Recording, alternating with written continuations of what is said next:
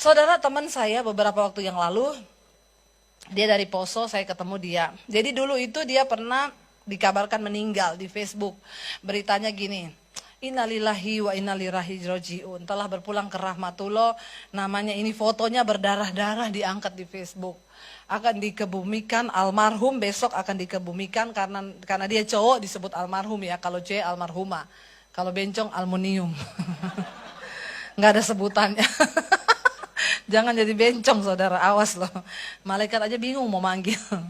Ini almarhum apa almarhumah? Eke aja bingung.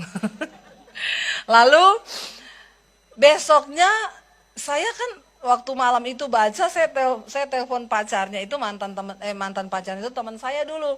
Saya telepon, pacarmu meninggal ya? Iya Dep, nggak nyangka ya umurnya cuma segitu.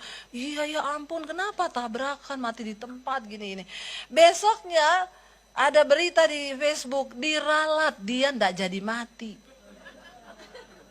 Saya telepon lagi teman saya, itu gimana sih? Memang nggak mati? Iya masih hidup. Ternyata tadi malam itu nggak tahu orang kali belum mati udah dibilang mati. Akhirnya berapa waktu lalu saya ketemu dia di Jakarta, di satu hotel. Saya lagi duduk di lobi sama teman-teman, dia datang. Dia gini, pagi Bu, ingat saya nggak? Saya lihat, kamu, kenapa nggak jadi mati kamu? Ya, saya bercanda ya. Saya pernah lihat kamu. Siapa bilang saya nggak jadi mati? Dep, saya mati 48 menit. Oh, saya bilang, tarik kursi dulu, tarik kursi. Penting ini kita harus ngobrol nih. Berarti kamu mengalami perjalanan spiritual itu. Kamu harus cerita sama saya. Lalu dia cerita. Jadi gini Dep, waktu mati, saya lihat tubuh saya tergeletak di jalan. Saya lihat istri saya datang, saya lihat mobil ambulans datang, tapi nggak lama tiba-tiba saya udah dibawa naik oleh 2 orang berpakaian jubah putih. Jadi saudara, istrinya tuh dokter. Waktu dia dibawa di rumah sakit, udah dipastikan benar-benar mati, ditaruh di kamar mayat. Istrinya kan dokter, jadi nggak mungkin dibohongi lah ya. Pasti tahu kalau udah mati apa belum. Istrinya pulang ke rumah, ya beritakan semua orang sudah meninggal, bikin tenda, apa segala, kabarin lah semua. Akhirnya dia kaget waktu diberitakan hidup. Dia cerita, waktu saya mati itu saya dibawa 2 orang pakai jubah putih.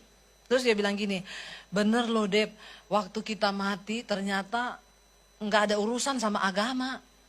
Saya bilang, ya iyalah. Emang lo ditanya suruh isi buku tamu, nama, jenis kelamin, agama apa ada? Enggak. Bener-bener enggak ada hubungan sama agama. Saya bilang memang bener. Kenapa? Karena sesungguhnya yang manusia butuhkan di dunia ini bukan agama, tetapi Tuhan yang benar. Amin. Karena tidak ada satupun agama yang bisa menyelamatkan orang, termasuk agama Kristen. Makanya kalau engkau cuma punya roh agamawi yang beragama setiap minggu engkau ke gereja dan hidupmu tidak pernah berubah, maaf, tidak ada jaminan engkau masuk dalam kerajaan kekalnya Tuhan. Amin. Tolong diamini yang kenceng. Biar tobat, jangan bilang saya tidak mengingatkan nanti. Ya, nanti kalau udah di sana saudara bilang, saya nggak pernah tahu. Kamu jangan bohong kata malaikat. Saya putar tayangannya Debbie Basir nih ada di YouTube.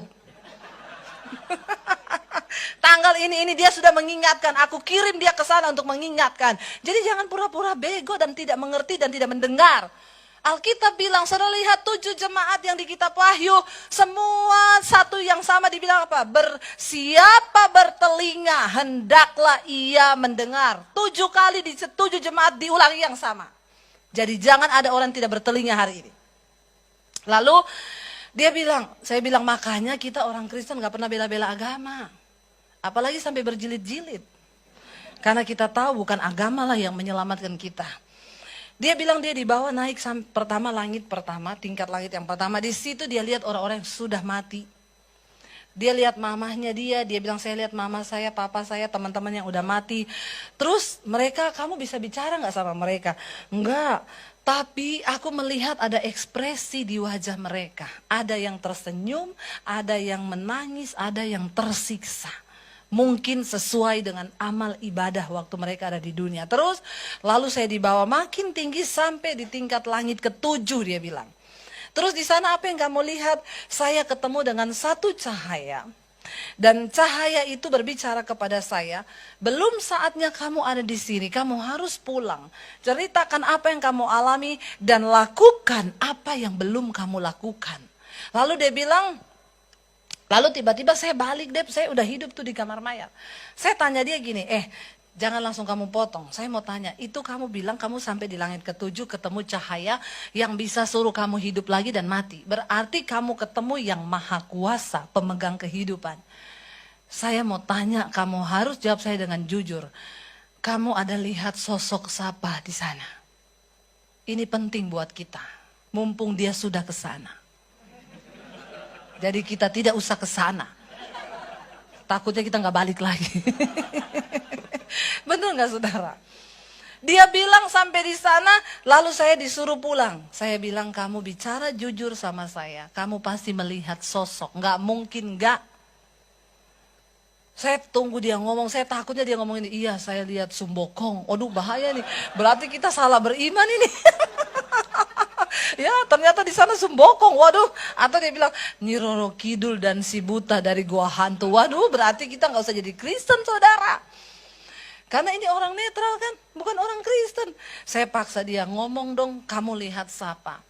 Dengan suara yang pelan dia jawab saya gini, iya Dep, ada sosok yang saya lihat. Siapa yang kamu lihat di sana? Dia bilang, kamu mau tahu yang saya lihat di sana siapa?